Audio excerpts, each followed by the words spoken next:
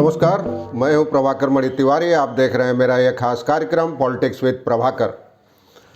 आप जानते हैं पश्चिम बंगाल में विधानसभा की 4 सीटों पर इस महीने की 30 तारीख को उपचुनाव है। सत्तारूढ़ तृणमूल कांग्रेस ने पूरी ताकत से चुनाव अभियान शुरू कर दिया है, लेकिन सबसे बड़ी विपक्षी पार्टी भारतीय जनता पार्टी यानी बीजेपी का चुनाव अभियान अब तक खास देखने को नहीं मिला है। वह अपने घर संभालने में ही जुटी है, अपना घर संभालने में, असंतोष पर काबू पाने में। इससे राजनीतिक हलकों में सवाल उठ रहा है कि क्या बीजेपी ने चुनाव से पहले ही हार मान ली है। आप जानते हैं महज 4 दिनों का समय बचा है, उसमें भी 28 को चुनाव अभियान खत्म हो जाएगा। आज 25 तारीख हो गई, लेकिन अब तक बीजेपी की कहीं कोई बड़ी सभा या रैली देखने को नहीं मिली है। दूसरी ओर तृणमूल कांग्रेस ने चारों विधानसभा केंद्रों में बड़े पैमाने पर प्रचार शुरू कर दिया है। ममता बनर्जी से लेकर सांसद अभिषेक बनर्जी तक की सभाएं हो चुकी है। तो ऐसे में सवाल उठ रहा है कि क्या चुनाव से पहले ही हार मान ली है भगवा पार्टी ने। आज चर्चा करूंगा इसी मुद्दे की।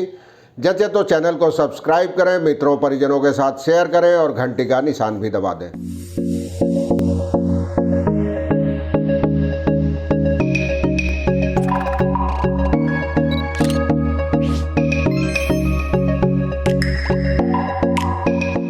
जैसा कि मैं आपको बता रहा था, उपचुनाव के लिए भगवा खेमे का प्रचार चुनाव अभियान अब तक नज़र में नहीं आया है देखने में। दरअसल वह अपनी आंतरिक कलह संभालने में जुटी है पार्टी। मिसाल के तौर पर नदिया जिले में शांतिपुर में विधानसभा चुनाव होने हैं, उपचुनाव। तो उसके लिए वहां के स्थानीय सांसद जगन्नाथ सरकार पर जिम्मेदारी सौंपी गई थी। जगन्नाथ का नाम घोषित किया गया था प्रभारी के तौर पर इस विधानसभा केंद्र के लिए। आपको बता दूं कि बीते विधानसभा चुनाव में जगन्नाथ सरकार ही सीट से जीते थे, लेकिन उन्होंने लोकसभा से इस्तीफा देने से मना कर दिया था और इस सीट से विधानसभा की इस्तीफा दे दिया था। तो उसके बाद ही उपचुनाव कराए जा रहे हैं, लेकिन उन्होंने पल्ला झाड़ लिया है। उन्होंने दुर्गा पूजा से 2 दिन पहले ही पार्टी को बता दिया है कि वे प्रभारी के रूप में जिम्मेदारी नहीं निभा सकते। और तो इसके बाद बीजेपी में हलचल मच गई है। प्रदेश बीजेपी नेतृत्व के सामने मुश्किल हो गई है कि अब आखिरी मौके पर आखिर यह जिम्मेदारी किसे सौंपी जाए। दुर्गा पूजा के दौरान तो सब कुछ ठप रहता है बंगाल में, आपको पता है।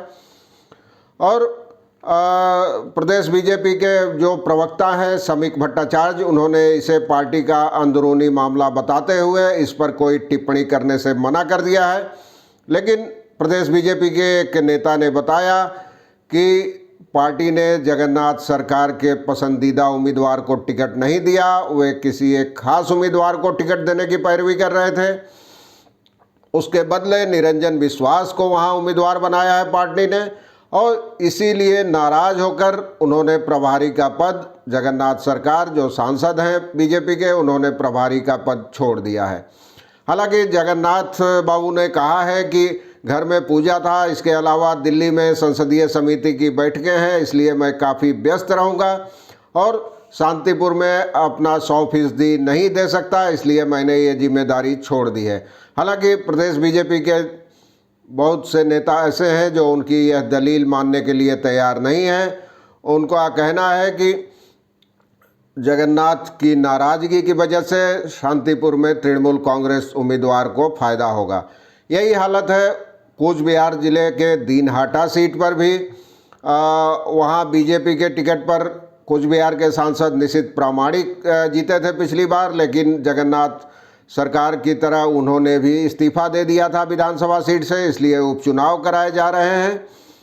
और यहाँ भी जिम्मा सौंपा गया है निशित सरकार को, चुनाव संचालन का पार्टी ने उनको जिम्मा सौंपा है। फिलहाल वे केंद्रीय गृह राज्य मंत्री भी हैं। बीजेपी सूत्रों का कहना है कि दिल्ली में विभिन्न कार्यों में व्यस्त होने की वजह से वे दीनहाटा उपचुनाव में ज़्यादा समय नहीं दे पा रहे हैं। इससे नेताओं में, स्थानीय बीजेपी नेताओं में असंतोष भी पैदा हो गया है, ऐसा वहाँ के नेताओं का कहना है। कूच बिहार के बीजेपी के एक नेता का कहना है कि दीनहाटा में तृणमूल कांग्रेस पर हमला करने की बजाय हम लोग अपने चुनाव अभियान में ही ज़्यादा व्यस्त हो गए हैं। यह हिसाब लगाना मुश्किल हो रहा है कि कौन नेता कब प्रचार करेगा, कितनी देर तक प्रचार करेगा। इस असमंजस की वजह से फ़ायदा जाहिर है तृणमूल कांग्रेस को मिलेगा। इस बीच कई जगह बीजेपी कार्यकर्ताओं पर हमले के भी आरोप सामने आए हैं। शांतिपुर, दीनहाटा, गोसाबा और खड़दा में बीजेपी ने 32 विधायकों को मैदान में उतारा है। वही उपचुनाव की रणनीति तय कर रहे हैं और तमाम कार्यकर्ताओं को निर्देश दे रहे हैं कि कहाँ क्या करना है। लेकिन बीजेपी का कहना है कि उसके नेताओं का कि बीजेपी की निगाहें शांतिपुर और दीनहाटा में ही है, क्योंकि पिछली बार इन दोनों सीटों पर पार्टी जीती थी। दूसरी ओर इन चारों सीटों पर इस बार तमाम बूथों पर चुनाव आयोग वेब कैम के जरिए निगरानी करना चाहता है, लेकिन खासकर गोसाबा और दीनहाटा में इंटरनेट सेवाओं की दिक्कत के कारण ऐसा कहां तक संभव होगा यह कहना मुश्किल है। इससे समस्या हो सकती है और इस पर संशय है। और मतदान के 60 घंटा पहले से ही हर एक केंद्र के 200 मीटर के दायरे में धारा 144 लागू करने का निर्देश दिया है और पर्याप्त केंद्रीय बल के जवान तैनात रहेंगे वहां। और 90 कंपनियां पहले से ही तैनात कर दी गई हैं।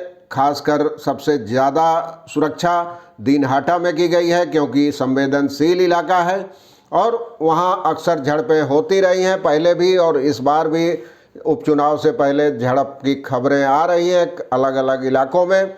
और किसी भी मतदान केंद्र में राज्य पुलिस का कोई भी जवान या अधिकारी प्रवेश नहीं कर सकेगा मतदान के दौरान। इसके संचालन का पूरा जिम्मा केंद्रीय बलों पर होगा।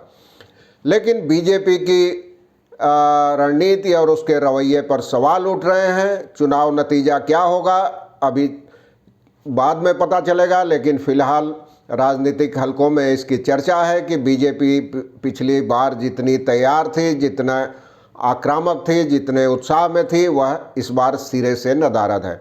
आगे क्या होता है मैं आपको बताता रहूँगा। उपचुनाव तक लगातार अपडेट देता रहूँगा। आज के लिए बस इतना ही। धन्यवाद, नमस्कार।